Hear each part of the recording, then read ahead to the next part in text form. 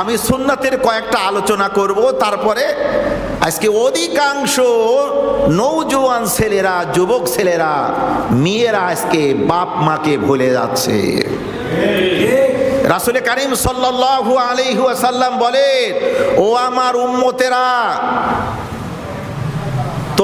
তোমরা তোমাদের ভাইয়ের উপকার করো, তোমার ভাইয়ের সাহায্য করো, যদিও সে জালেম হয়, যদিও সে জালেম হয়, তারপরও তার উপকার করো, তাকে সাহায্য করো। সাহাবায়ে কেরাম একযোগে প্রশ্ন করলেন, ইয়া রাসূলুল্লাহ, জালেমকে কেন সাহায্য করব, এটা বুঝে আসতেছে না। মাজলুমকে সাহায্য করব, জালেমকে কেন সাহায্য করব? তো আল্লাহ রসুল বললেন, ও সাহাবায়ে কেরাম, জালেমকে সাহায্য করার অর্থ হলো যে তার জুলুম থেকে তাকে ফিরানো, তার জুলুম যাতে বেশি করতে না পারে, এই জুলুম থেকে ফিরানো, এটাই তাকে সাহায্য করার অর্থ। আজকে অধিকাংশ নওজোয়ানরা, যুবকরা বাপ মাকে দেখে না, বাপ মাকে ভাত দেয় না, কাপড় চোপড় দেয় না, বিবির কথা উঠবে আর বসবে।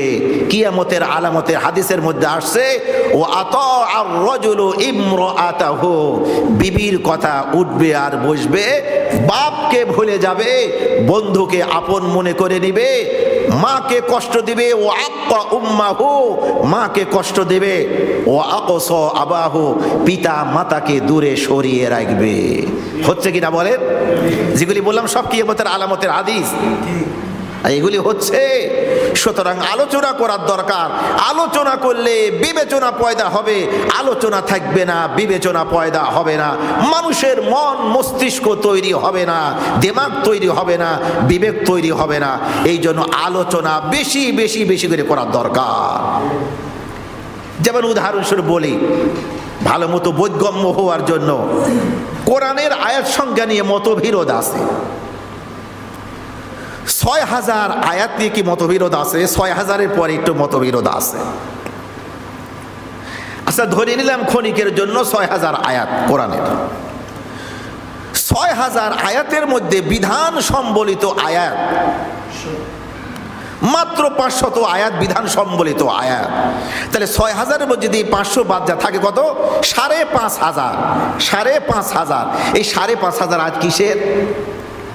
এই ৫,৫০০ আয়াত এটা হলো উপদেশ বাণী, নসিহত, গুরুত্বপূর্ণ নসিহত।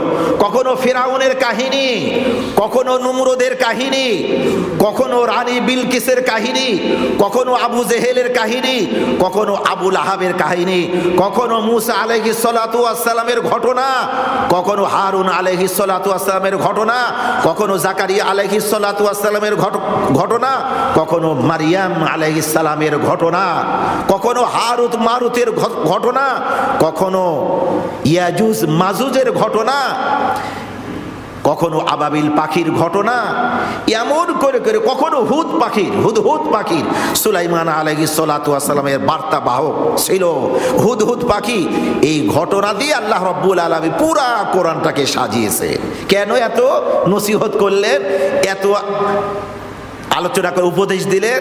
কারণ বিধানের আয়াত যদি বেশি দেওয়া হয় আর যদি নসিহত যদি কম থাকে, মানুষ ওগলায় ফেলে দিবে। মানুষের মাথা যখন বোঝা বেশি ভারী হয়ে যায়, সহ্য করতে পারতেছে না, যেখানে সেখানে মাল ফেলায় দেয়, বোঝা ফেলে দেয়। সম্মানিত উপস্থিতি, এই জন্য আল্লাহ রাব্বুল আলামিন বিধানের আয়াত কম দিয়েছে আর নসিহত বেশি করেছে, মন মস্তিষ্ক তৈরি করার জন্য। শুধু ঘটনা দিয়ে আল্লাহ রাব্বুল আলামিন পুরা কোরআনটাকে সাজিয়েছে, শিক্ষণীয় ঘটনা। সম্মানিত উপস্থিতি, এই জন্য আলোচনা ব্যাপকভাবে করার দরকার, আলোচনা বেশি বেশি করে করার দরকার। আজকে ছেলেরা বুঝতেছে না, আজকে মাকে কষ্ট দিয়ে, বাপকে কষ্ট দিয়ে জাহান্নামের টিকিট তৈরি করে নিয়ে জাহান্নামের দিকে দৌড়াচ্ছে। সুতরাং তাদেরকে থামানোর দরকার, তাদেরকে বোঝানোর দরকার, জান্নাতের পথে আবার তাদেরকে ডেকে দাওয়াত দিয়ে আনার দরকার। এই দাওয়াতেরই ব্যবস্থা ইসলাহি জোর, ইসলাহি মাহফিল। সম্মানিত উপস্থিতি, মহাগ্রন্থ আল কোরআন থেকে একটি আয়াত তেলাওয়াত করেছে। রাসূল কারীম সাল্লাল্লাহু আলাইহি ওয়াসাল্লামকে আল্লাহ রাব্বুল আলামিন বলেন, হে নবীজি, আপনার উম্মতরা যদি আল্লাহকে ভালোবাসে, ভালোবাসতে চায়, তাহলে যেন আপনার অনুকরণ করে, আপনার অনুকরণ যেন করে। আপনার অনুকরণ যদি করে, তাহলে আল্লাহ রাব্বুল আলামিন তাদেরকে দুইটা পুরস্কারে পুরস্কৃত করবেন। সুবহানাল্লাহ। একটা পুরস্কার, ইউহিব্বুকুমুল্লাহ, আল্লাহ ভালোবাসবেন। 2 নাম্বার পুরস্কার, ওয়ায়াগফির লাকুম যুনুবাকুম, আল্লাহ রাব্বুল আলামিন তাদের পশ্চাতের পিছনের সমস্ত গুনাহ খাতা আল্লাহ মাফ করে দেবেন। সুবহানাল্লাহ। নবীর অনুসরণ করতে হবে। আজকে জলাঞ্জলি দিচ্ছি, নবীর আদর্শ নাই, নবীর সুন্নাত নাই। অনেককে বলে কি, আরে ফরজ করি, ওয়াজিব করি, এই তো কত, সুন্নাত না করলে কি হবে? সুন্নাত যদি পালন করা না হয়, তোমার ফরজও পালিত হবে না, ফরজও কবুল হবে না। আল্লাহর ওলি বলেন, বাংলাদেশের গ্র্যান্ড মুফতি, বাংলাদেশের প্রধান মুফতি, বাংলাদেশের প্রথম মুফতি, হাটহাজারী মাদ্রাসার প্রধান মুফতি, মুফতি ফয়জুল্লাহ রহমতুল্লাহি আলাইহি ফার্সি একটা কিতাব লিখেছেন, জীবনের শেষ কিতাব উনার। 110 খানা কিতাব লিখেছেন, আরবি, উর্দু, ফার্সিতে। শেষ কিতাবে উনি লেখে, সুন্নাত ছাড়া বাঁচার কোনো উপায় নাই, সুন্নাত ছাড়া ইবাদত বন্দেগী কবুল হবে না। তরকারির মধ্যে সব কিছু দিলেন, নামি দামি জিনিস দিলেন, গোশত 750 টাকা কেজি, ইলিশ মাছ বড়গুলি 1200-1400 টাকা কেজি দিলেন, তারপরে পেঁয়াজ দিলেন, মরিচ দিলেন, লবণ না দিলে খাওয়া যাবে না, খাওয়া যাবে না। যারা লবণ খাওয়ায় অভ্যস্ত, তো উনি বলতেছেন, पैरवी सुन्नत असले बंदेगी बे पैरवी मकबूले दिस। सुन्नतेर पैरवी आसल पैरवी, सुन्नतेर पैरवी आसल बंदेगी सारा पैरवी सारा इबादत बंदेगी कबूल হবে না, হবে না, হবে না। উনি লিখতেছেন আরো মজার জিনিস, रंगे सुन्नत रंगे यज़दानी बुआद सिबगतुल्लाह नस्से कुरआनी बुआद आए बेरादर जुमला दर सुन्नत बेदा खैर बरकत हम सआदत बेगुमा कुर्बे हक दर इत्तिबाए सुन्नतास बोदा जुदर पैरविए बिदअतास हुब्बे सुन्नत दा बुआद हुब्बे रसूल मन अहब्बा सुन्नतीरा कुन कबूल मुद्दाइए हुब्बे पैगंबर बिया पैरवी कुन सुन्नते खैरुल वरा वरना कादिब गर्दी दर दावाए खुद रोशनसी नज़दे अरबाबे खैरात। सब सुन्नत सब रसूलेर रंगे रंगीन হয়ে যাও, কোরআনের রঙে রঙিন হয়ে যাও যদি আল্লাহর প্রিয় পাত্র হতে চাও। সুন্নাতের মধ্যে সফলতা রয়েছে, সুন্নাতের মধ্যে কল্যাণ রয়েছে, সুন্নাতের মধ্যে বুজুর্গি রয়েছে। যেমন আল্লাহ রাব্বুল আলামিন কোরআনে এক আয়াত বলেন, আয়াত তো ডজন ডজন। ومن يطع الله ورسوله فقد فاز فوزا عظيما। আল্লাহ রাব্বুল আলামিন বলেন, ও আমার বান্দা বান্দিরা শুনে নাও, যারা আল্লাহর আনুগত্য করলো, আল্লাহর হুকুম মানলো, রাসূল কারীম সাল্লাল্লাহু আলাইহি ওয়াসাল্লামের সুন্নাত অনুযায়ী চললো, আল্লাহ রাব্বুল আলামিন বলেন তারা বড় ধরনের সফলতা অর্জন করলো। সুবহানাল্লাহ। আর রাসূল যে পথের কথা বলেছে, সুন্নাতের কথা, আদর্শের কথা বলেছে, এটা রাসূলের সুন্নাত নয়, এটা আল্লাহর হুকুম। আল্লাহ বলেন, মাইয়ুতির রাসূল ফাকাদ আতা আল্লাহ। আল্লাহ রাব্বুল আলামিন বলেন, যারা রসুলের আনুগত্য করলো, রসুলের অনুসরণ করলো, তারা যেন আল্লাহ রাব্বুল আলামিনের আনুগত্য করলো।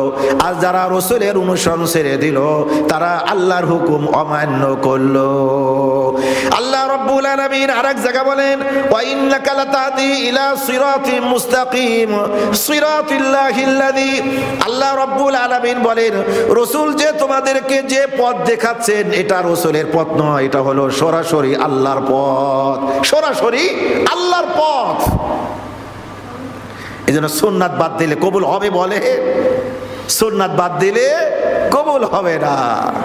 আল্লামা শেখ সাদী রহমতুল্লাহ নাম শুনছেন না? বিশ্ববিখ্যাত কবি, দার্শনিক, আল্লাহওয়ালা, আল্লাহু আকবার। নবীজিকে যে কতবার স্বপ্ন দেখেছেন, আল্লাহু আকবার। উনি লিখতেছেন, খেলাফে পয়গম্বর কাছে রাগুজির কে হারগিজ বা মঞ্জিল না খাদ রসিদ। খেলাফে পয়গম্বর কাছে রাগুজির কে হারগিজ বা মঞ্জিল না খাদ রসিদ। কেউ যদি নবীর বিপরীত কাজ করে, নবীর বিরুদ্ধে বিরুদ্ধাচরণ করে, নবীর তরিকা যদি না চলে, তার ইবাদত বন্দেগী কঠিন কালেও কবুল হবে না, সে মঞ্জিলে মকসদে পৌঁছতে পারবে না। খেলাফে পয়গম্বর কাছে রাগুজির কে হারগিজ বা মঞ্জিল না খাদ রসিদ। নবীর বিপরীত কাজ করা যাবে না, যাবে না। সম্মানিত উপস্থিতি, রাসূল কারীম সাল্লাল্লাহু আলাইহি ওয়াসাল্লাম কি বলেন? মুসলিম শরীফের হাদিস, قال رسول الله صلى الله عليه وسلم كل أمتي يدخلون الجنة إلا من أبى قيل ومن أبى يا رسول الله قال من أطاعني دخل الجنة ومن عصاني فقد أبى। আল্লাহ রাসূল বলে, ও আমার উম্মতেরা শুনে নাও, ও আমার উম্মতেরা শুনে নাও, আমার সমস্ত উম্মত জান্নাতে যাবে, জান্নাতে প্রবেশ করবে, কিন্তু যারা অস্বীকার করেছে, যারা অস্বীকার করলো, তারা কখনো জান্নাতে যেতে পারবে না। সাহাবায়ে কেরাম একযোগে প্রশ্ন করলেন, ইলা ওয়া মান নাবা ইয়া রাসূলুল্লাহ, আপনাকে কারা অস্বীকার করলো, আপনাকে কারা অস্বীকার করলো? আল্লাহ রাসূল বলতেছেন, ক্বালা মান আতাআনি দাখালাল জান্নাহ ওয়া মান আসানি ফাকাদ আবা। যারা আমার অনুসরণ করলো, যারা আমার অনুসরণ করলো, তারাই আমাকে স্বীকার করলো, নবী বলে। আর যারা আমার অনুসরণ ছেড়ে দিল, তারাই আমাকে অস্বীকার করলো। আর যারা অনুসরণ করলো, তারা জান্নাতে যাবে, জান্নাতে যাবে। আর যারা অস্বীকার করলো, তারা জাহান্নামে যাবে। বাঁচার উপায় আছে বলে? বাঁচার উপায়। আর এইগুলিও শিখতে হলে, হুজুর বললেন, মুফতি সাহেব বললেন, এগুলিও শিখতে হলে ওলামায়ে কেরামের শরণাপন্ন হতে হবে, ডাক্তার ধরতে হবে। শারীরিক চিকিৎসার জন্য ডাক্তার ধরতে হয়, FCS, MBBS, হোমিওপ্যাথিক চিকিৎসক, অশোকা কোম্পানির হেকিম, এগুলি ধরতে হয়। ওলামায়ে কেরামের কাছে আসলে এই সমস্ত বিধিবিধানের কথা জানা যায়। আল্লামা শেখ সাদী রহমতুল্লাহ আলাইহি কি বলেন? দেখে মজার জিনিস, কষ্ট হচ্ছে নাকি? মজার জিনিস শুনেন।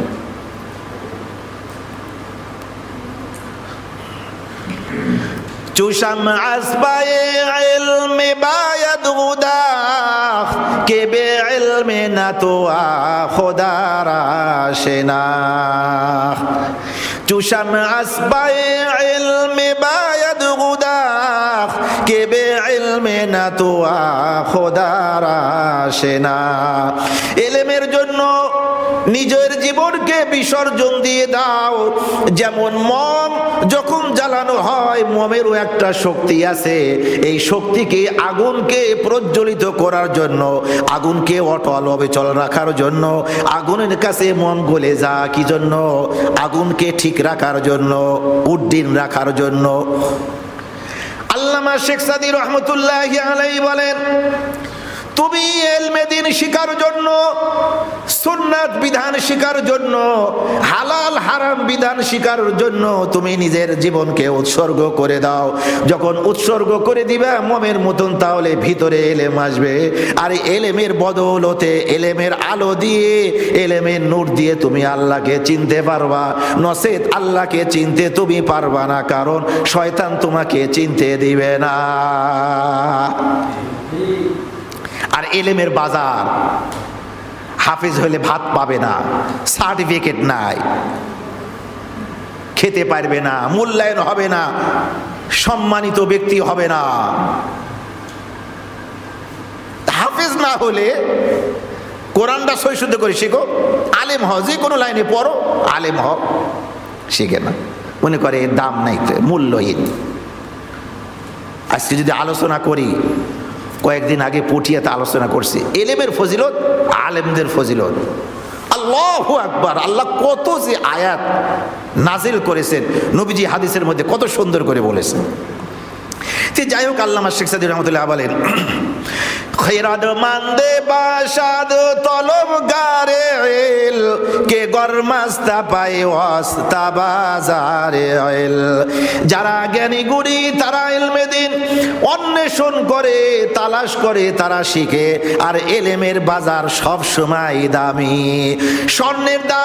স্বর্ণের দাম বাড়ে কমে, হীরার দাম বাড়ে কমে, রূপার দাম বাড়ে কমে, টমেটো যে বাজারে উঠেছে এটারও দাম বাড়ে কমে, সাজনের দাম বাড়ে কমে, কাপড়ের দাম বাড়ে কমে, চাউলের দাম বাড়ে কমে, কাপড়ের দাম বাড়ে কমে।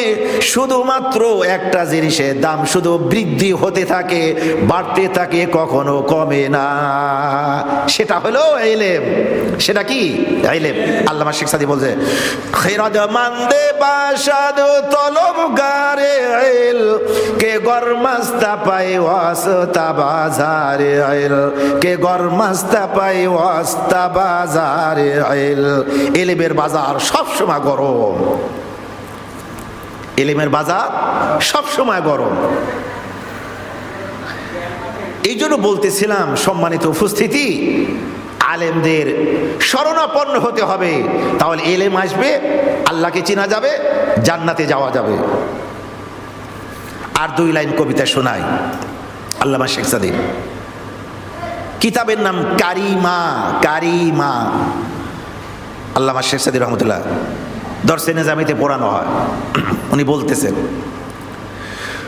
বেরাও দামানে ইলমে গিরস্তুয়ার কে ইলমাত রসানাত বাদারুল করার তুরা ইলমে দরদিন ও দুনিয়া তামাম কে কারে তু আজ ইলমে গিরত নিজাম। ইলম শিকার জন্য যারা ইলমওয়ালা, আহলে ইলমওয়ালা, তাদের আসল ধরো, আলেমদের আসল ধরো, তাহলে ইলম শিখতে পারবা, আর ইলম তোমাকে জান্নাতে পৌঁছায় দিবে।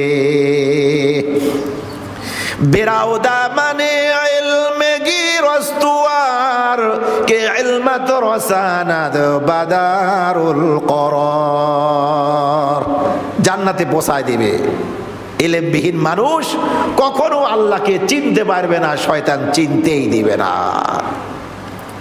আর ইলম যখন শিখবো, আমার সব কাজ ইলম অনুযায়ী সবকিছু হবে।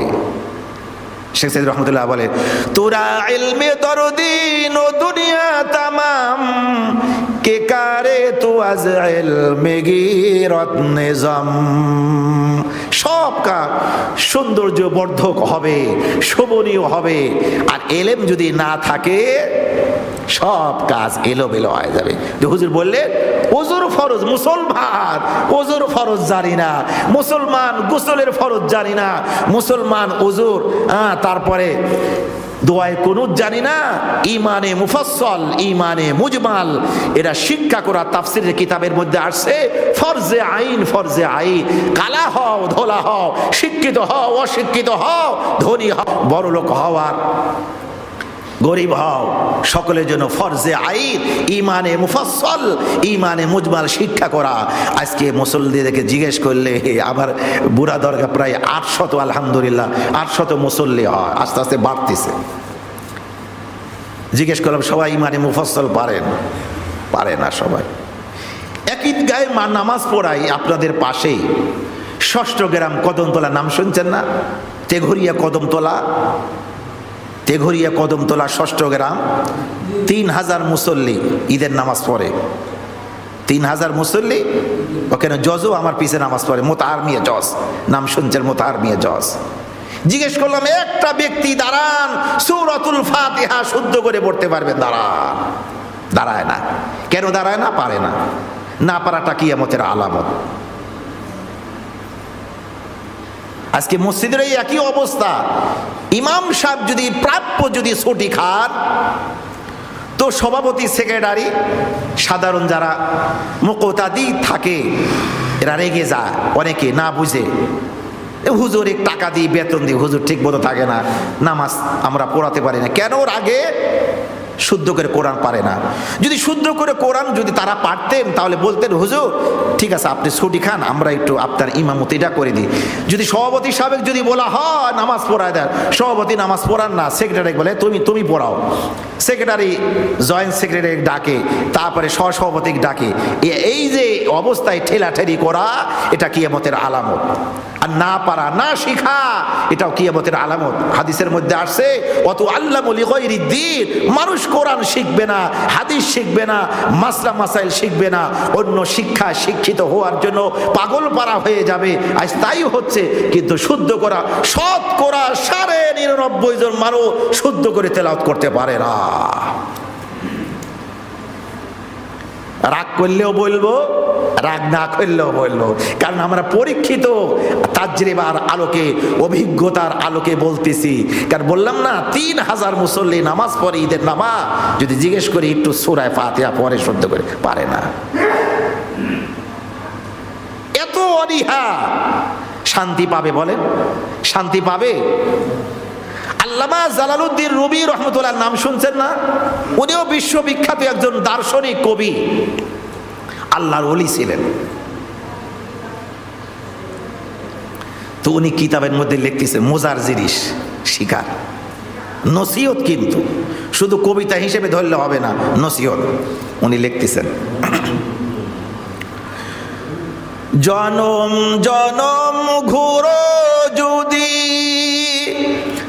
জনম জনম ঘুরো যদি, শান্তি কামনা করি, তবু সেথায় বিপদ তোমায় আসিয়া লইবে ঘিরি, তবু সেথায় বিপদ তোমায় আসিয়া লইবে ঘিরি। বন বনানি ইথার পাথার যদিও খুঁজো জগৎ সারা, শান্তি কোথাও পাবে না কো আল্লাহর কোরআন সারা, শান্তি কোথাও পাবে না কো আল্লাহর বিধান সারা, শান্তি কোথাও পাবে না কো আল্লাহর আইন সারা, শান্তি কোথাও পাবে না কো রসুলের সুন্নাত সারা, শান্তি কোথাও পাবে না কো নবীজির আদর্শ সারা। পাওয়া যাবে বলে শান্তি? পাওয়া যাবে না। উনি আরো বলতেছেন, আর এক জায়গা বলেন, কিতাবের নামও বলে দিই, মসনবী শরীফ নাম শুনছেন না? মসনবী শরীফ ফার্সি কিতাব। উনি লিখতেছেন আজকে মানুষ হবিবপুরের মানুষ নয়, সারা বিশ্বের মানুষ শান্তি তালাশ করতেছে, শান্তি তো আসতেছে না, অশান্তির চাকা খালি ঘুরতেছে। কেন? আমার আপনার অপরাধের কারণে, আমার আপনার গুনাহের কারণে, অন্যায়ের কারণে। কোরআনের ওই আয়াত জহরাল ফাসাদু ফিল বাররি ওয়াল বাহরি বিমা কাসাবাত আইদিন নাস, এই আয়াতের ব্যাখ্যা উনি লিখতেছেন। আমরা বাংলাদেশের মানুষ তো, বাঙালি উদাহরণ দিলে মানুষের তাড়াতাড়ি বোধগম্য হয়, বুঝে আসে, এই জন্য বাংলায় শোনাচ্ছে।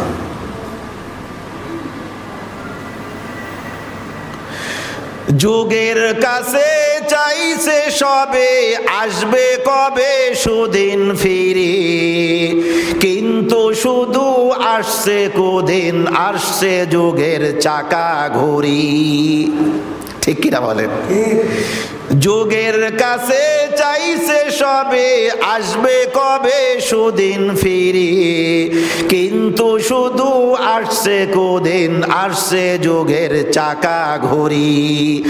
আপদ বিপদ দুঃখ কষ্ট আসছে যাহা তোদের তরে, আসছে তাহা কুটিলতা আর বেয়াদবি করার পরে।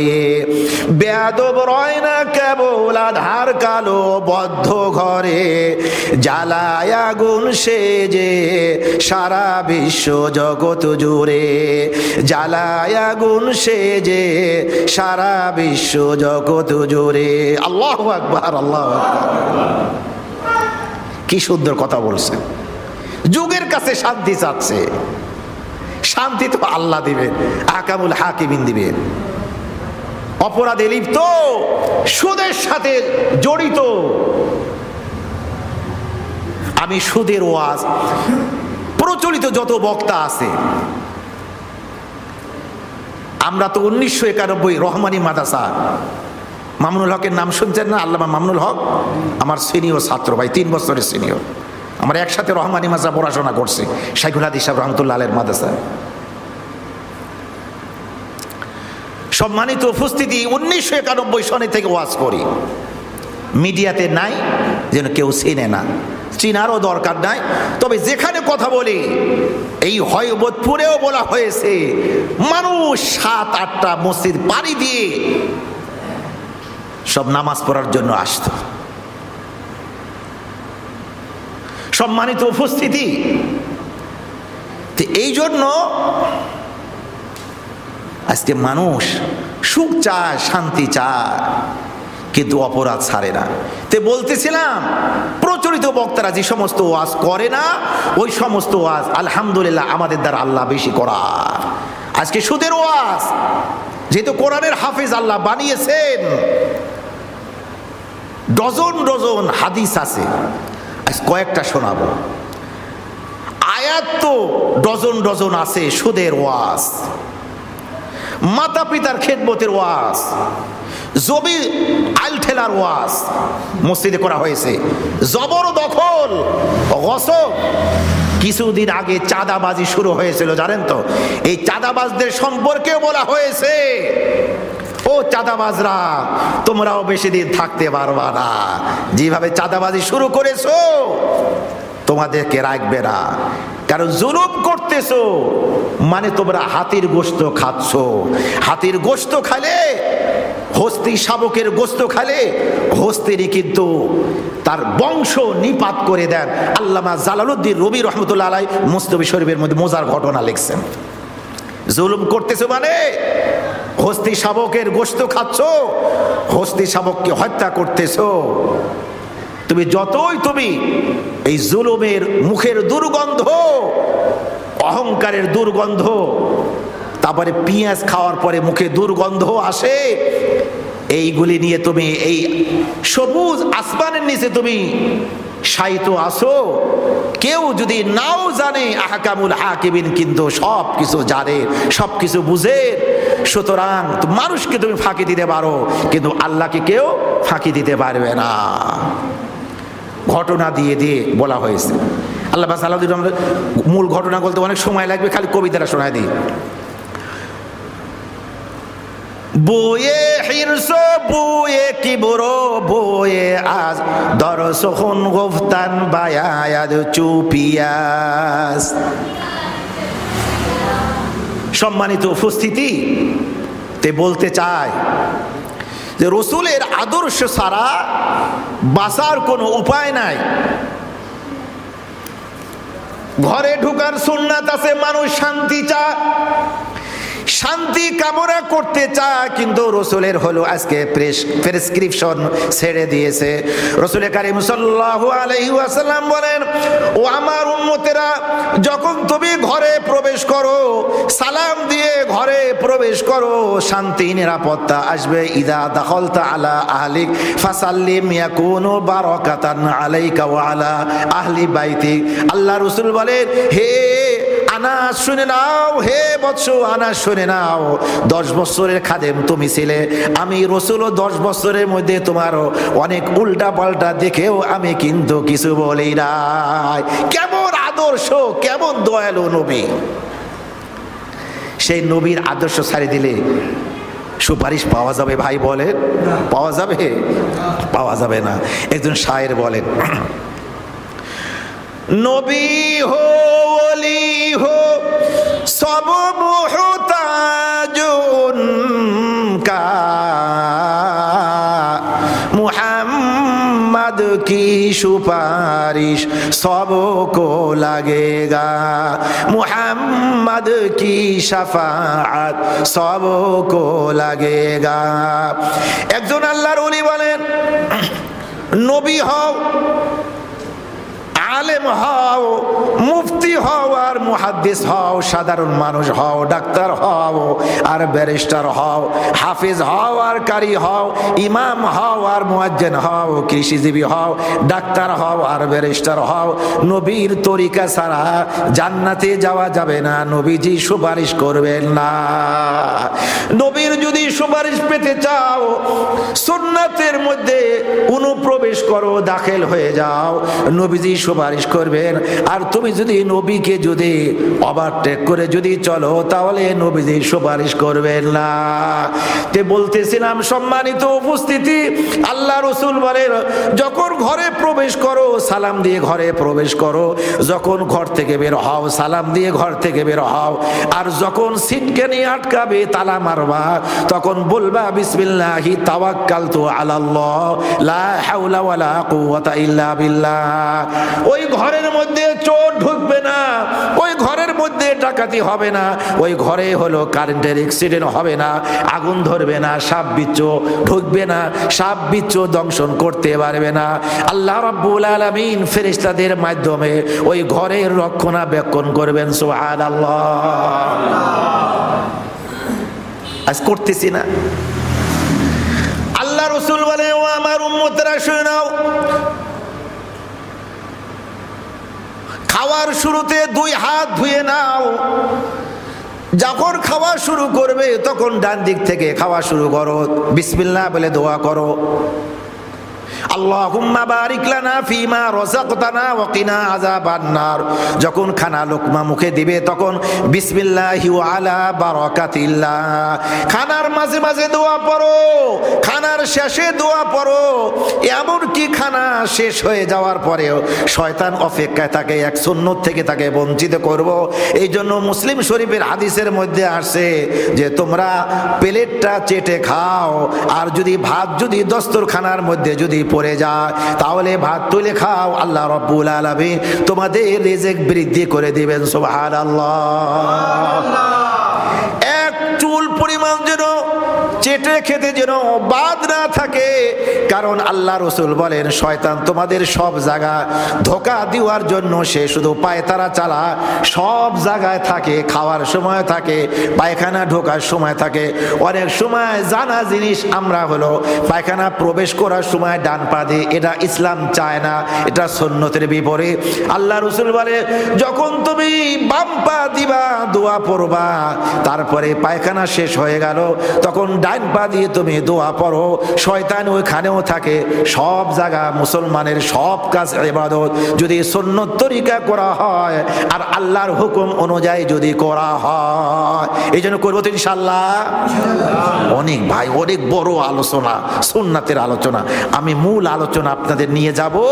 আজকে অধিকাংশ ছেলে মেয়েরা বাপ মাকে ভুলে যাচ্ছে, এটা কিয়ামতের আলামত, প্রধান একটা আলামত। আল্লাহ রব্বুল আলামিন মাতা পিতা সম্পর্কে বলেন, দেখেন, وَقَضَى رَبُّكَ أَلَّا تَعْبُدُوا إِلَّا إِيَّاهُ وَبِالْوَالِدَيْنِ إِحْسَانًا إِمَّا يَبْلُغَنَّ عِندَكَ الْكِبَرَ أَحَدُهُمَا أَوْ كِلَاهُمَا فَلَا تَقُل لَّهُمَا أُفٍّ وَلَا تَنْهَرْهُمَا وَقُل لَّهُمَا قَوْلًا كَرِيمًا।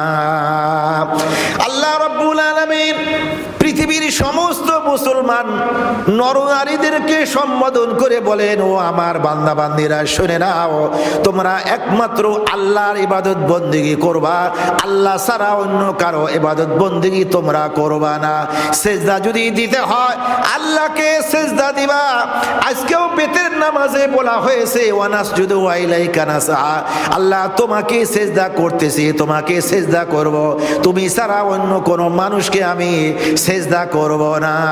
কিন্তু আল্লাহর অনেক বান্দা বান্দি আছে, তারা মাজারে গিয়ে, বিভিন্ন মাজারে গিয়ে তারা সেজদা করে, বিভিন্ন মাজারে মান্নত করতেছে, মোরগ নিয়ে যাচ্ছে, খাসি নিয়ে যাচ্ছে, গরু নিয়ে যাচ্ছে। এটা হলো সমস্ত শিরকি কাজ। আল্লাহ রাব্বুল আলামিন সমস্ত গুনাহ মাফ করবেন, কিন্তু শিরকি গুনাহ আল্লাহ রাব্বুল আলামিন মাফ করবেন না। হাদিসের মধ্যে আল্লাহ রাসূল বলে, ও আমার উম্মতরা শুনে নাও, তোমরা যদি আসমান জমিন সমান যদি গুনাহ করো তবু আল্লাহ মাফ করবে। তোমরা যদি পাহাড় পর্বত সমান যদি গুনাহ করো তবু আল্লাহ মাফ করবে। তোমরা যদি বালু কোনা সমান যদি গুনাহ করো তবু মাফ করা হবে। তোমরা যদি সমুদ্রের ফেনা পরিমাণ যদি গুনাহ করো তবু মাফ করা হবে। তোমরা সমুদ্রের 7টা পৃথিবীতে সমুদ্র রয়েছে, এই সমুদ্রের মধ্যে যত crore crore million billion trillion পানি আছে, এই পানি সম পরিমাণ যদি গুনাহ করো তবু মাফ করা হবে, কিন্তু শিরকি গুনাহ মাফ করা হবে না। মৃত্যুর আগে যদি তওবা করে যদি মাপ নিতে পারো তাহলে তোমার খুশনসিব, আর যদি মৃত্যুর আগে যদি মাপ নিতে না পারো, শিরকি অবস্থা যদি চলে যাও, আল্লাহ রাব্বুল আলামিন তোমাকে হাসরে ময়দানেও মাফ করবে না, কবরের জগতেও মাফ করবে না, চিরস্থায়ী জাহান্নামে, চিরস্থায়ী জাহান্নামে। আল্লাহ রাব্বুল আলামিন সূরা কাহফের শেষ আয়াতে কি বলেন, দেখেন, ফামান কানা ইয়ারজু লিকা রাব্বিহি ফালইআমাল আমালান সালিহান ওয়া লা ইউশরিক বিইবাদাতি রাব্বিহি আহাদা।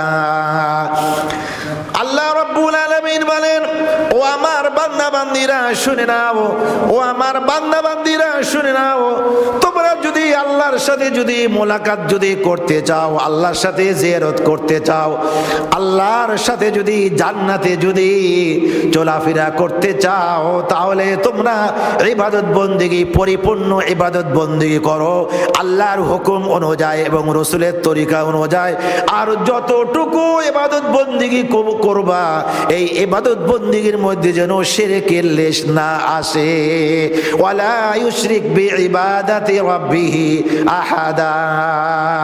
যদি শিরক না করো, শিরক যদি না করো, তোমার কবিরা গুনাহ হয়ে গেছে, তোমার সগীরা গুনাহ হয়ে গেছে, তুমি পাহাড় পরিমাণ গুনাহ করেছো, আসমান জমিন সমান গুনাহ করেছো, আমার কাছে তাওবা করো, আমার কাছে আত্মসমর্পণ করো। ওয়া আনিবু ইলা রাব্বিকুম ওয়া আসলিমু লাহু মিন ক্বাবলি আয়াতিয়াকুমুল আযাবু সুম্মা লা তুনসারু। আত্মসমর্পণ করো, তওবা করো, মাফ করে দিব, মাফ করে দিব, আমি আল্লাহ রাব্বুল আলামিন তোমাকে ক্ষমা করে দিব। কিন্তু শিরকি গুনাহ যদি করো তাহলে আমি আল্লাহ রাব্বুল আলামিন মাফ করব না। আজকে আল্লাহর বান্দাবান্দিরা শিরকি গুনাহ করতেছে কিনা বলে বিভিন্ন মাজারে যাচ্ছে। তা আমরা যদি না বলি কে বুঝাবে, কে শিখাবে? নবী আর আসবে ভাই বলেন? নবী আর আসবে? সাহাবায়ে কেরাম আর আসবে? তাবিঈন আসবে না, তবে তাবিঈন আসবে না, আইম্মায়ে মুজতাহিদিন আর আসবে না। এটা উলামায়ে কেরামের উপরে জিম্মাদারি, উলামায়ে কেরামের উপরে জিম্মাদারি, এটা ওয়াজিব। আল্লাহ হাদিসের মধ্যে আসছে, قال رسول الله صلى الله عليه وسلم إذا أحدث في أمة البدع وشتم أصحابه فليجهر العالم علمه فمن لم يفعل فعليه لعنة الله والملائكة والناس أجمعين। আল্লাহ রসুল বলে, ও আমার উম্মতেরা শুনে নাও, ও আমার হয়বতপুরের উম্মতেরা শুনে নাও, শুনে নাও। আল্লাহ রসুল বলতেছেন, উম্মতের উলামায়ে কেরাম তোমরাও শুনে নাও, তোমাদের উপরে ওয়াজিব করে দেয়া হলো, ওয়াজিব করে দেয়া হলো, যখন হলো সমাজে যখন বিদআত সৃষ্টি হবে, ইদা উহদিসা ফি উম্মাতিল বিদআ, যখন বিদআত সমাজে সৃষ্টি হবে এবং সাহাবায়ে কেরামদেরকে গালিগালাজ করা হবে, ওয়াশুতিমা আসহাবি, সাহাবায়ে কেরামদেরকে যখন গালিগালাজ করা হবে তখন সমস্ত উলামায়ে কেরামের উপরে ওয়াজিব হয়ে যাবে। এটা কোরআন হাদিসের রেফারেন্স দিয়ে, কোরআন হাদিসের অস্ত্র দিয়ে প্রতিবাদ প্রতিকার করা। যদি কোনো উলামায়ে কেরাম যদি এই দায়িত্ব যদি পালন না করে, ফামাল্লাম ইয়াফালিহি, ওই আলেমের উপরে আল্লাহর অভিশাপ, ফালাইহি লানাতুল্লাহ, ওই আলেমের উপরে আল্লাহর অভিশাপ, ওয়াল মালাইকা, ফেরেশতাদের অভিশাপ, ওয়ান নাসি আজমাইন, সমস্ত মানুষের অভিশাপ ওই আলেমের উপরে পতিত হবে। এই জন্য মসজিদেও বলি, আপনাদেরকে বলি, এগুলি কে রাগ করলো, কে খুশি হলো দেখার আর শোনার সময় নাই, আমাকে বলতে হবে। কারণ আপনারা গালিগালাজ করেন, কোনো অসুবিধা নাই, এটা হলো অল্প সময়ের জন্য, কিন্তু আল্লাহ রাসূলের অভিশাপ নিতে চাই না।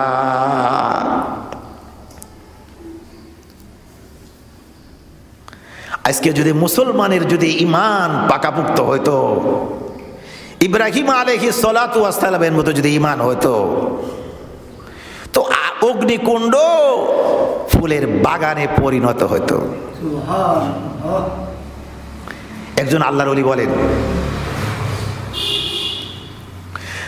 आज भी हो जो इब्राहीम सा ईमान पैदा सी, आग कर सकती है अंदाज गुलिस्तान पैदा। आजो যদি জেগে উঠে ইব্রাহিমী সেই ঈমান, আজো যদি জেগে উঠে ইব্রাহিমী সেই ঈমান, হতে পারে ওই আগুনে শিউলি ফুলের গুলিস্তান, হতে পারে ওই আগুনে শিউলি ফুলের গুলিস্তান। ঠিক কিনা বলে? এটা তাফসিরের থেকে, তাফসিরের কিতাবের থেকে এগুলি সব সংগ্রহ করেছে। সম্মানিত উপস্থিতি, আজকে মুসলমানদের ঈমান কম হয়ে গেছে, যাচ্ছে, যার কারণে শান্তি নাই, নিরাপত্তা নাই, শান্তি তালাশ করতেছে, যুগের কাছে শান্তি যাচ্ছে, শান্তি তো আসতেছে না, দিন দিন খালি কুদিন আসতেছে। সম্মানিত উপস্থিতি, বলতেছিলাম আল্লাহ রাব্বুল আলামিন বলেন, আমার ইবাদত বন্দেগী করো, আমি ছাড়া অন্য করো কারো ইবাদত বন্দেগী করো না, অন্যর ইবাদত বন্দেগী করো না। আর তোমাদের মাতা পিতা যারা আছে, ওয়াবিল ওয়ালিদাইনি ইহসানা, মাতা পিতার সেবা করো, মাতা পিতাকে ভালোবাসো, মাতা পিতার ইহসান করো, দয়া করো, মাতা পিতার খেদমত করো। কারণ তোমার মাতার পায়ের নিচে, তোমার পিতার পায়ের নিচে তোমার জন্য জান্নাত। রাসূল করিম সাল্লাল্লাহু আলাইহি ওয়াসাল্লামকে এক ব্যক্তি জিজ্ঞাসা করলো, মা হাক্কুল ওয়ালিদাইনি আলা ওয়ালাদিহিমা? ক্বালা হুমা জান্নাতুকা ওয়া নারুক। হে আল্লাহর রাসূল, ছেলে সন্তানের উপরে পিতা মাতার হক বা অধিকার কি? আল্লাহর রাসূল বলেন, ও সাহাবায়ে কেরাম, তোমরা শুনে নাও, তোমার মাতার পায়ের নিচে তোমার বাপের পায়ের নিচে তোমাদের জান্নাত, তোমার মাতা পিতায় তোমার জান্নাত, তোমার মাতা পিতায় তোমাদের জন্য জাহান্নাম। তোমার মাতা পিতাকে যদি ভালোবাসতে পারো আল্লাহর সন্তুষ্টি লাভের জন্য, জমি জমার জন্য নয়, বাড়ি ঘর ভালো পাওয়ার জন্য নয়, তুমি যদি আল্লাহর সন্তুষ্টি লাভের জন্য মাতা পিতাকে যদি ভালোবাসতে পারো, তাহলে আল্লাহ খুশি হয়ে যাবেন আর তোমার জন্য জান্নাতের ফয়সালা হয়ে যাবে। পক্ষান্তরে তুমি যদি মাতা পিতাকে যদি অসন্তুষ্ট করো, আল্লাহ অসন্তুষ্ট হয়ে যাবে, তোমার জন্য জাহান্নামের কারণ হয়ে যাবে। তো বলতেছিলাম, মাতা পিতার খেদমত করার কথা আল্লাহ রাব্বুল আলামিন বলেন, এক জায়গা নয় একাধিক জায়গা বলেছেন। আল্লাহ রাব্বুল আলামিন এই কথা বলেছেন, তোমার মাতা পিতা একজন অথবা উভয়জন যদি বার্ধক্যে উপনীত যদি হয়ে যায়, তাদের সেবা করো, তাদের সেবা করো, তাদের ভালোবাসো, তাদের সাথে নরম নরম কথাবার্তা বলো, তাদেরকে কষ্ট পায় ও শব্দটি বলিও না, তাদেরকে ধমক দিও না, নরম নরম কথাবার্তা বলো। ওয়াকুল্লাহুমা কওলান কারীমা, সুন্দর সুন্দর কথাবার্তা বলো, নরম নরম কথাবার্তা বলো, আস্তে আস্তে কথা বলো, মাথা নিচু করে কথা বলো। আর তোমার আব্বা আম্মা যদি তোমাকে যদি কোনো কাজের হুকুম করে, আদেশ পালন করার জন্য যদি বলে, তাহলে মস্তককে অবনত করে দাও, দয়ের সাথে তাদের কথাবার্তা শ্রবণ করো, তাদের হুকুম পালন করো। আর তোমার আব্বা আম্মা জীবিত থাকুক অথবা মৃত্যুবরণ করো, তাদের জন্য সব সময় দোয়া করো, রব্বির হামহুমা কামা রব্বায়ানি সগীরা, রব্বির হামহুমা কামা রব্বায়ানি সগীরা। আয় রব্বাল আলামিন, আমার আব্বা আম্মা শৈশবকালে আমাকে যে ধরনের আদর স্নেহ করেছিলেন, রহম করেছিলেন, ইহসান করেছিলেন, মওলা তুমি আমার আব্বার উপরে তুমি সেই রূপ তুমি রহম করো, ইহসান করো, দয়া করো। যদি বেঁচে থাকে তবু দোয়া করতে হবে, আর মৃত্যুবরণ করলে আরো বেশি বেশি করে দোয়া করতে হবে।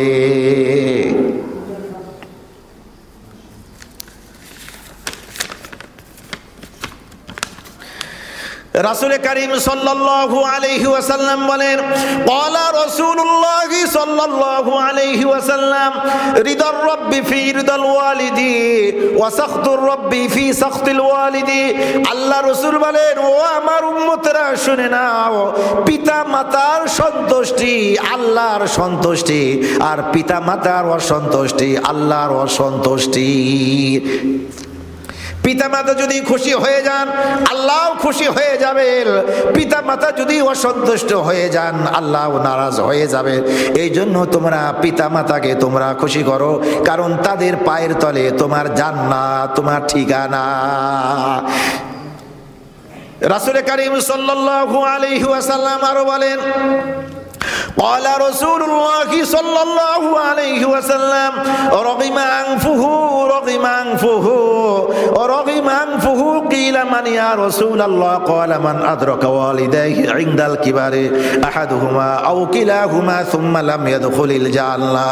আল্লাহ রাসূল বলেন, তার নাসিকা ধুলি ধূসরিত হোক, সে অপদস্থ হোক, সে ধ্বংস।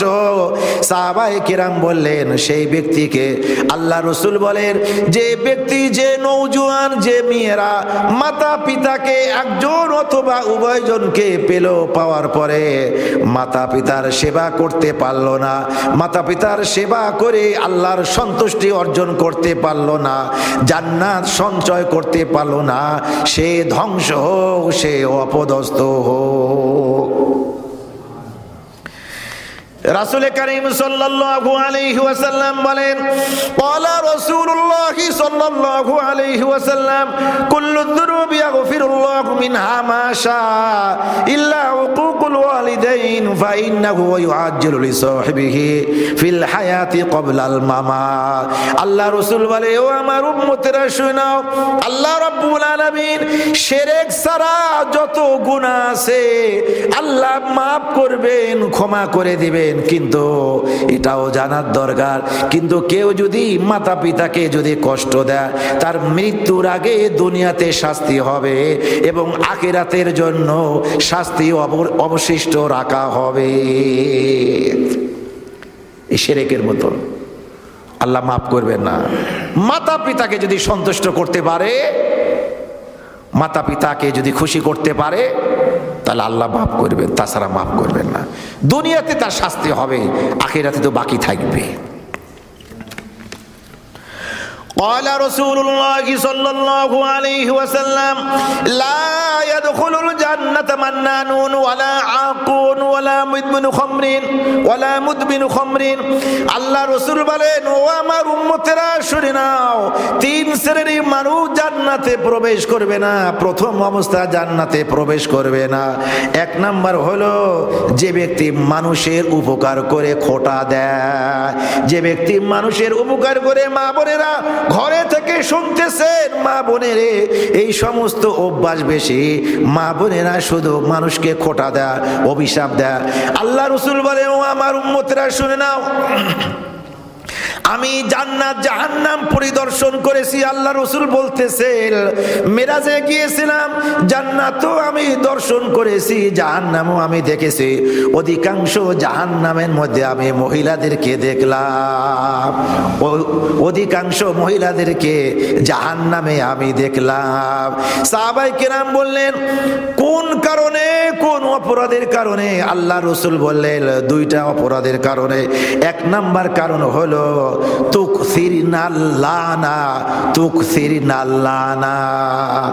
অধিকাংশ মহিলারা প্রতিবেশীদেরকে অভিসম্পাদ করে, বাপকেও অভিসম্পাদ করে, স্বামীকেও অভিসম্পাদ করে। আর ছেলেরা যদি ভুলবশত বেশি খেয়ে ফেলে, আর যদি বমির ভাব হয় অথবা বারবার যদি টয়লেটে যাওয়া লাগে, তাহলে ওই মহিলারা বলে, ছেলের মা বলে, সর্বনাশে আরো খাও, মোরার খাওয়া খাও, ভেদের খাওয়া খাও, কালের খাওয়া খাও, জন্মের খাওয়া খাও, আরো খাও, মরতে তুমি পড়েছো। অভিশাপ দিতে থাকে, স্বামীকে অভিশাপ দেয়। সুতরাং মহিলারা এই কারণে জাহান্নামে যাবে। দুই নাম্বার কারণ হলো ওয়াতাকফুরুনাল আশির, স্বামীর সাথে 40 বছর, 60 বছর, 70 বছর, 80 বছর ঘর সংসার করে, কোনোদিন যদি রাগারাগি যদি হয়ে যায়, মনোমালিন্যতা যদি সৃষ্টি হয়, মন কষাকষি হয়, তাহলে বলে, তোমার সংসারে এসে না একটা ভালো কাপড় পেয়েছি, না একটা ফ্রিজ পেয়েছি, না প্রেসার কুকার পেয়েছি, না খাবার পেয়েছি, ভালো কিছুই পাই নাই তোমার সংসারে এসে।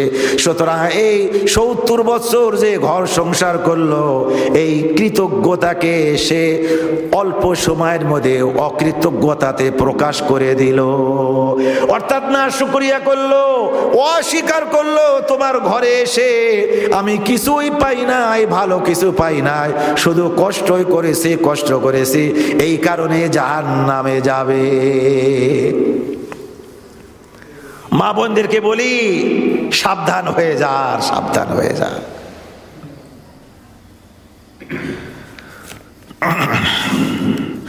তো এক নম্বর কারণ হলো, তিন শ্রেণীর মানুষ জান্নাতে প্রথমে যেতে পারবে না। এক নাম্বার কারণ হলো মানুষকে খোটা দিবে, খোটা দেওয়া হারাম। দুই নাম্বার কারণ হলো যারা মাতা পিতাকে কষ্ট দেয় তারাও জাহান্নামে যাবে, আর তিন নাম্বার হলো মদ্যপায়ী, যারা মদ পান করে তারাও জাহান্নামে যাবে। এখন যারা সিগারেট খায় এরা কত বেঁচে গেলাম, বাঁচা যাবে না। সিগারেট খাওয়াও এটাও জায়েজ নাই।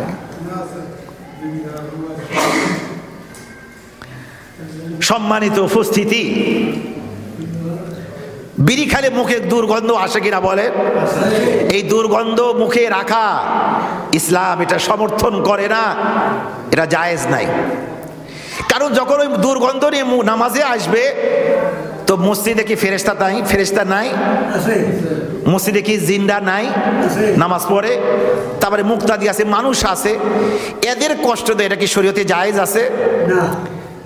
তাহলে জায়েজ হলো কিভাবে? আপনার বিড়ির কারণে এত কষ্ট, জনকে কষ্ট দিলে এটা তো হারাম। মুসলমান কাদেরকে বলে? যার হাত, মুখ, অঙ্গ প্রত্যঙ্গ থেকে অপর মুসলমান নিরাপদে থাকবে, নিষ্কৃতি পাবে, মুক্তি পাবে, নিরাপত্তা পাবে, সেই প্রকৃত মুসলমান। তা আপনার দ্বারা একটা অপর মুসলমান কষ্ট পেল, জিনরা কষ্ট পেল, ফেরেশতারা কষ্ট পেল।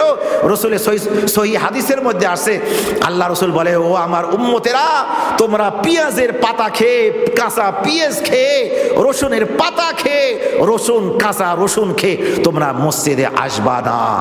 খাওয়া নিষেধ না, খান, কিন্তু মুখে দুর্গন্ধ নষ্ট করে আসতে হবে। আল্লাহ রসুল হাদিসের মধ্যে বলেছে, তোমরা যদি রসুন, পেঁয়াজ, পাতা যদি খেতে চাও, রান্না করে খাও, দুর্গন্ধ দূর করে তারপরে যত পারো খাও, কোনো অসুবিধা নাই। আর আপনি বিড়ি সিগারেট খায় মেশাক করলেন না, পানও খালেন না, ওই দুর্গন্ধ নিয়ে আসলে ইসলাম এটা সমর্থন করে না। যাই হোক, সম্মানিত উপস্থিতি, কথার নাম লতা, গুলি বলতে গেলে বারবার আসতেই থাকবে। আর কয়েকটা হাদিস শোনাই। قال رسول الله صلى الله عليه وسلم ثلاث دعوات مستجابات لا شك فيهن دعوة الوالد ودعوة المسافر ودعوة المظلوم। আল্লাহ রাসূল বলে, ও আমার উম্মতেরা শুনে নাও, তিন শ্রেণীর মানুষের দুয়ার মধ্যে কোনো সন্দেহ নাই, অবশ্যই অবশ্যই কবুল হবে। লা শাক্কা ফিহিন্না, কোনো সন্দেহ নাই, কোনো সন্দেহ নাই, তাদের দোয়া অবশ্যই অবশ্যই কবুল হয়ে যাবে। এক নম্বর হলো, মাতা পিতা যদি ছেলে সন্তানের জন্য যদি সুদোয়া করে কবুল হয়ে যাবে, আর যদি বদদোয়া করে তবু কবুল হয়ে যাবে, কবুল হয়ে যাবে। আর যারা হলো মুসাফির, তাদের দোয়া কবুল হবে, তাদের দোয়া বিফলে যাবে না, নিষ্ফল হবে না। আর তিন নম্বর হলো, যারা মাজলুম, অত্যাচারিত, মাজলুম, নিপীড়িত, এদের দোয়া করলে দোয়া বৃথা যায় না, দোয়া কবুল হয়ে যায়। এই হাদিসের আলোকে কয়েকটা ঘটনা শোনা, শেষ করে দেব ইনশাআল্লাহ। হাদিস দেখে কত।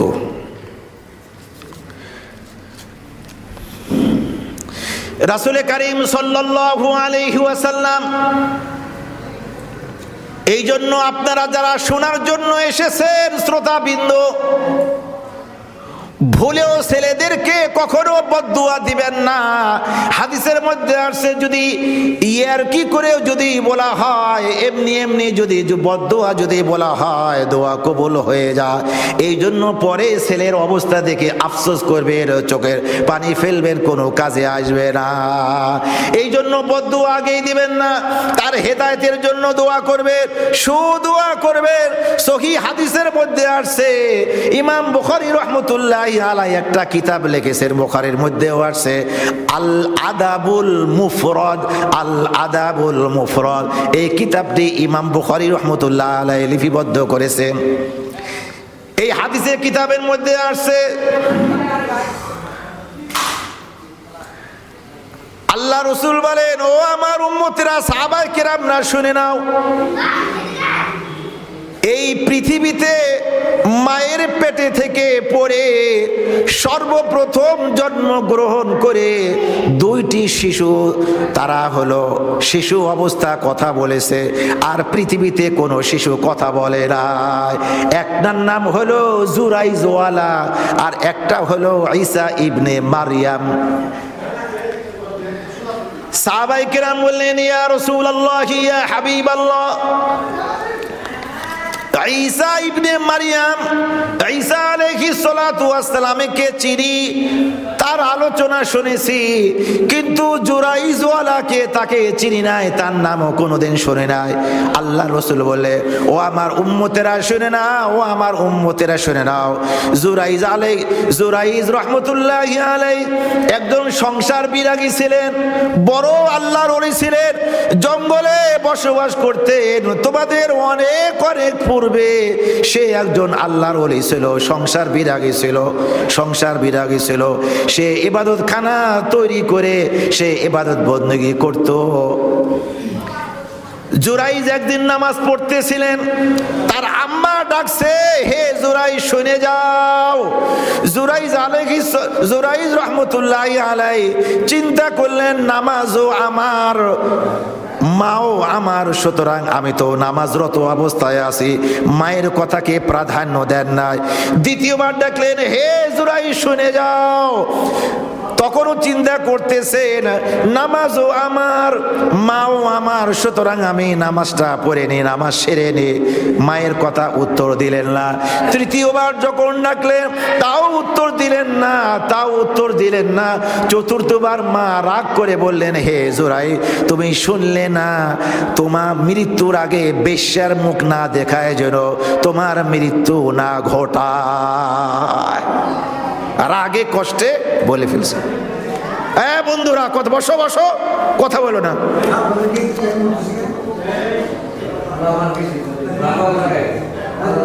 দুই তিনটে ঘটনা, মোজার হাদিসের ঘটনা শোনেন ভালো করে, ওইদিক তাকায় না, দিকে তাকান। চতুর্থবার বললেন, হে জুরাইজ, তুমি আমার ডাকে সাড়া দিলে না, মৃত্যুর আগে বেশ্যার মুখ যেন না দেখায় তোমার মৃত্যু না ঘটা।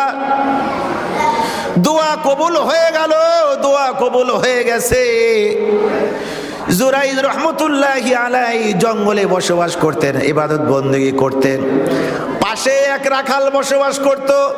ওই রাখালের কাছে একটা পতিতা মহিলা সব সময় আসা যাওয়া করত। আস্তে আস্তে ওই মহিলার, পতিতা মহিলার পেটে সন্তান এসে গেছে। যখন সন্তান ভূমিষ্ঠ হয়েছে, তখন মানুষ পরস্পরে জিজ্ঞেস করেছে, এই সন্তান কার? তখন ওই মহিলা বাঁচার তাগিদে বলে ফেললো, এরা জুরাইজের সন্তান। একজনের কানে আর একজনের কানে এরকম শুনতে শুনতে বাদশার কান পর্যন্ত গেল। বাদশাহ বললেন, ওই আল্লাহর ওলি জুরাইজ এত বড় অপরাধ করেছে, সুতরাং লাঠিয়াল বাহিনী পাঠিয়ে দেওয়া হলো, তার সমস্ত খানকা, তার ইবাদত খানা ভেঙ্গে তছনছ করে দেওয়া হলো, ধ্বংস করে দেওয়া হলো। এবং জুরাইজ রহমতুল্লাহি আলাইহিকে হাত পিছন দিক থেকে হাত বেঁধে তারপরে রাজার দরবারে আনা হলো। রাজা বললেন, তুমি এই ধরনের মারাত্মক অপরাধ কেন করলে? জুরাইজ রহমতুল্লাহি আলাইহি বললেন, হে জাহাপানা, আমি এই কাজ করি নাই, আমি আল্লাহকে ভয় করি, আমি আল্লাহকে ভয় করি, সুতরাং আমি এই অপরাধ আমি করি নাই। কয় না, তুমি মিথ্যার আশ্রয় নিও না, তুমি যদি মিথ্যার আশ্রয় নাও তুমি বাঁচতে পারবা না, তুমি বাঁচতে পারবা না। তখন জুরাইজ রহমতুল্লাহি আলাইহি বললেন, ওই শিশু সন্তানকে, নবজাতক শিশু সন্তানকে আমার কাছে নিয়ে আসে, তার মাকে আমার কাছে নিয়ে আসে। আনা হলো। তখন জুরাইজ রহমতুল্লাহি আলাইহি ছেলের দিকে, ওই নবজাতক শিশু সবে মাত্র হয়েছে, আল্লাহর দোহাই দিয়ে বললেন, হে শিশু, তোমার আসল বাপের পরিচয় তুমি দিয়ে দাও, তোমার বাপের পরিচয় দিয়ে দাও। তখন ওই শিশু আল্লাহর হুকুমে বলে ফেললো, আমার আসল পিতা হলো ওই গরুর রাখাল জুরাইজ রহমতুল্লাহি আলাইহি না। বাদশাহ অনুতপ্ত হলো। বাদশাহ অনুতপ্ত হয়ে বললেন, হে জুরাইজ, তোমার আমি ঘর ভেঙে দিয়েছি, ইবাদত বন্দেগী খানা ধ্বংস করে দিয়েছি, আমি বাদশা প্রতিশ্রুতি দিচ্ছি তোমার ইবাদত খানা আমি হলো স্বর্ণ দ্বারা করে দিব। কয় না, জুরাইজ রহমতুল্লাহ আলাইহি বললেন না, স্বর্ণ দ্বারা করা হবে না, করা যাবে না। তখন বাদশা বললেন আমি রূপা দ্বারা করে দিব। জুরাইজ রহমতুল্লাহ আলাইহি বললেন তাও করা যাবে না। তখন বাদশা বললেন আগের মতো আমি করে দিব, কোনো অসুবিধা আছে? জুরাইজ রহমতুল্লাহ আলাইহি বললেন এখন আপনি করে দিতে পারেন, কোনো অসুবিধা নাই। তো জুরাইজ রহমতুল্লাহ আলাইহিকে বাদশা বললেন তুমি যখন রাস্তা দিয়ে আসতেছিলে কয়েকজন মহিলা যাচ্ছিল, তখন মহিলারা দেখে তোমাকে হাসলো, আর তুমিও মহিলাদের দেখে হাসলে, তার কারণটা আমাকে বলো।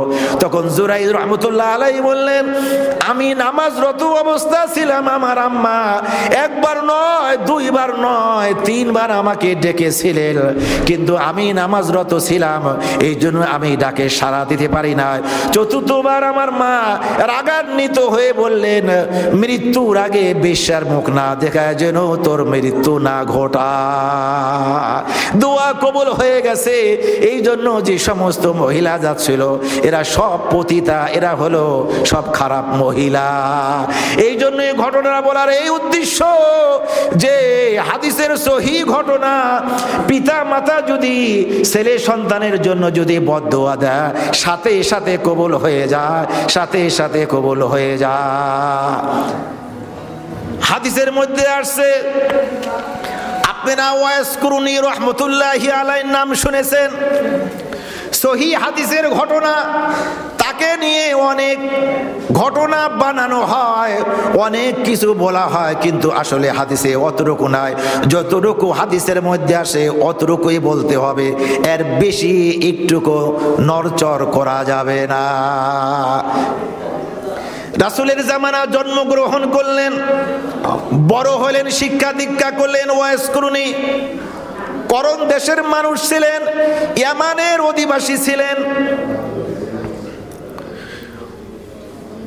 আল্লাহ রসুলের সংবাদ পৌঁছে গেছে, আল্লাহ রসুল নবুয়তি দাবি করেছেন, কিন্তু আল্লাহ রসুলকে চর্মচক্ষু দ্বারা একটিবারও দেখেন নাই, অন্তরের চক্ষু দ্বারা শত শতবার, হাজার হাজার বার ওয়াইস কুরুনি রহমতুল্লাহি আলাইহি আল্লাহ রসুলকে দেখেছেন। তো মন চায় রসুলকে দেখে আমি মর্তবা হাসিল করি, সাহাবীর মর্যাদা লাভ করি। তো আল্লাহ রসুলের কাছে চিঠি লিখলেন, ইয়া রাসূলুল্লাহ, ইয়া হাবিবাল্লাহ, আমি আপনার কাছে আসতে চাই, কিন্তু আমার বৃদ্ধা মা আছে, অসুস্থ, দেখার কেউ নাই।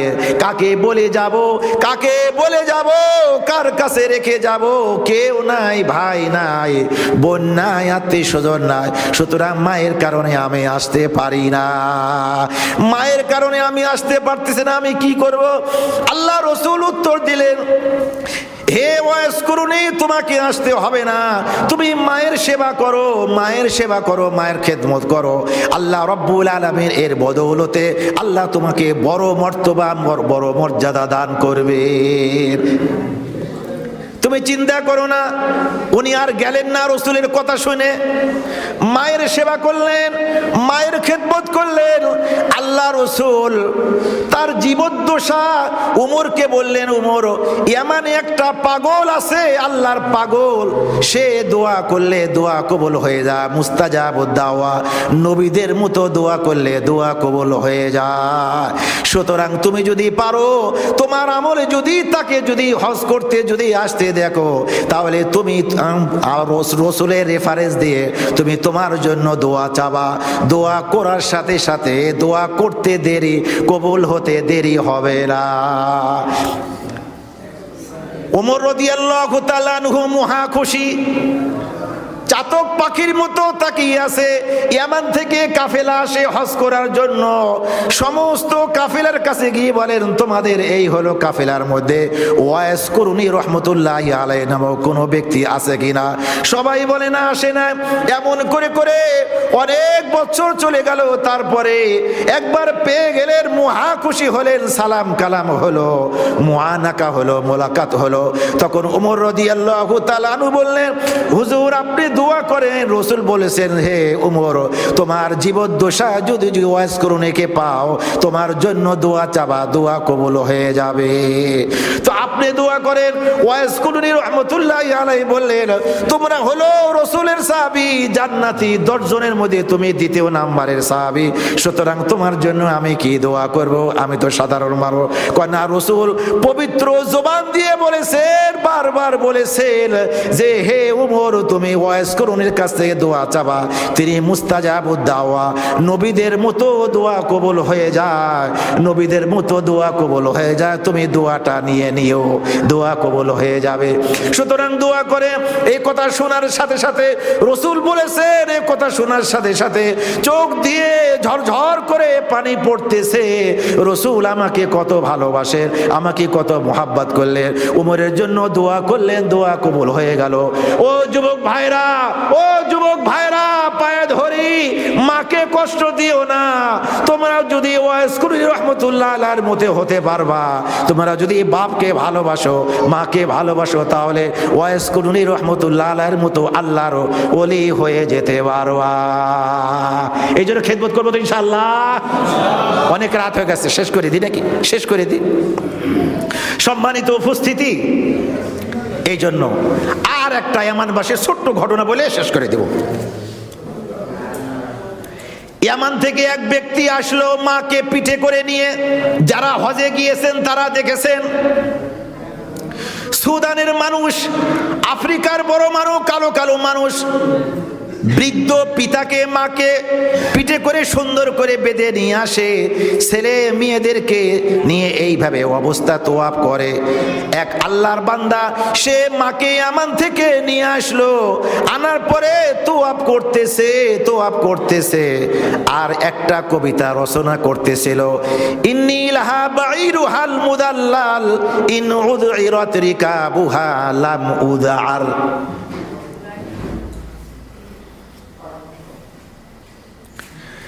তোয়াব করতেছে, হঠাৎ করে ইবনে উমর রাদিয়াল্লাহু তাআলা আনহুর সন্তানের সাথে সাক্ষাৎ হয়ে গেল। মাকে নিয়ে আমার সুদূর ইয়ামান থেকে হাজার হাজার মাইল দূর থেকে মাকে নিয়ে আসছে পিঠে করে হজ করানোর জন্য। মায়ের যাতে কষ্ট না হয়, হজ করার জন্য নিয়ে আসলে হজ করতেছে আর কবিতা রচনা করতেছে। আর ইবনে উমরকে দেখার পরে বলতেছে, হে ইবনে উমর, আমি যুগের পরে যুগ, বছরের পরে বছর মায়ের সেবা করে মায়ের খেদমত করতেছি, আমি কি আমার মায়ের আমি ঋণ শোধ করতে পেরেছি কিনা? তুমি একটু মেহেরবানি করে বড় সাহাবী তুমি বলো। ইবনে উমর বললেন, হে আল্লাহর বান্দা শুনে নাও, হে আল্লাহর বান্দা শুনে নাও, তোমার যদি কিয়ামত পর্যন্ত যদি হায়াত যদি হয়ে থাকে, আর তুমি যদি মায়ের যদি সেবা যদি করতে থাকো, আর মা যখন তোমাকে প্রসব করেছে, যে ব্যথা লেগেছে, আহ আহ শব্দ করেছে, এই শব্দের ঋণও তুমি শোধ করতে পারো না। তুমি এক ফোঁটা দুধেরও তুমি দাম দিতে পারো না, এক ফোঁটা দুধেরও দাম তুমি দিতে পারো না। তোমার পায়ের চামড়া কেটে যদি জুতা বানিয়ে দাও, তবু ঋণ শোধ হবে না। এমনকি তোমার হেড টু লেগ, মাথা থেকে পা পর্যন্ত সমস্ত গায়ের চামড়া যদি ছিলে যদি তোমার মায়েকে যদি পরায় দাও, আর তোমার মায়েকে অনেক কিছু যদি বানিয়ে দাও, ওই চামড়া দিয়ে তবু ঋণ শোধ হবে না। একজন কবিতার শেষ করে দেব, কবিতা বলছে, আমি তো আমার মায়ের নিকট নিজেকে মনে করি উটের মতো, আমি তার পায়ে আঘাত প্রাপ্ত হলেও তো সহ্য করি, মনে করি না কোনো ক্ষত। ওই আরবি কবিতার অর্থ, আমি তো আমার মায়ের নিকট নিজেকে মনে করি উটের মতো, আমি তার পায়ে আঘাত প্রাপ্ত হলেও তা সহ্য করি, মনে করি না কোনো ক্ষত। বলতে চাচ্ছেন যে আমার মা আমার নিকটে, আমি মায়ের নিকটে উটের মতো। উট অনেক বাংলার ধৈর্য হারা হয় না, সহ্য করে। আমার মাকে আমি এমন থেকে নিয়ে আসছি, আমি উটের মতন বোঝা বহন করতেছি। আমার মায়ের যদি তোয়াব করাচ্ছি, আমার মায়ের যদি পায়ের আঘাত যদি আমার শরীরে যদি লাগে আর ক্ষত বিক্ষত যদি হয়ে যায়, এটাকে আমি ক্ষত মনে করব না, এটা আমি দোয়া মনে করব, এটা আমি আশীর্বাদ মনে করব। ও যুবকরা কথা বলো না, আর একটা লাইন কবিতা শোনো। মা কথাটি ছোট্ট অতি কিন্তু যেন ভাই, মা কথাটি ছোট্ট অতি কিন্তু যেন ভাই, ইহার চেয়ে নাম যে মধুর ত্রিভুবনে নাই। সত্য ন্যায়ের ধর্ম থাকুক মাতার পরে আজি, সত্য ন্যায়ের ধর্ম থাকুক মাতার পরে আজি, রোগ বিছানা শুয়ে শুয়ে যন্ত্রণাতে মরি। মা কথাটি ছোট্ট অতি কিন্তু যেন ভাই, ইহার চেয়ে নাম যে মধুর ত্রিভুবনে নাই। সত্য ন্যায়ের ধর্ম থাকুক মাতার পরে আজি, সত্য ন্যায়ের ধর্ম থাকুক মাতার পরে আজি। আল্লাহ রাব্বুল আলামিন যা কিছু আলোচনা করলাম, আমাদের সকলকে সহিভাবে কোরআন সুন্নাহ অনুযায়ী আমল করার তৌফিক দান করুন। আল্লাহুম্মা আমিন। ওয়া আখিরু দাওয়ানা আনিল হামদুলিল্লাহি রাব্বিল আলামিন। আসসালামু আলাইকুম ওয়া রাহমাতুল্লাহি ওয়া বারাকাতুহু।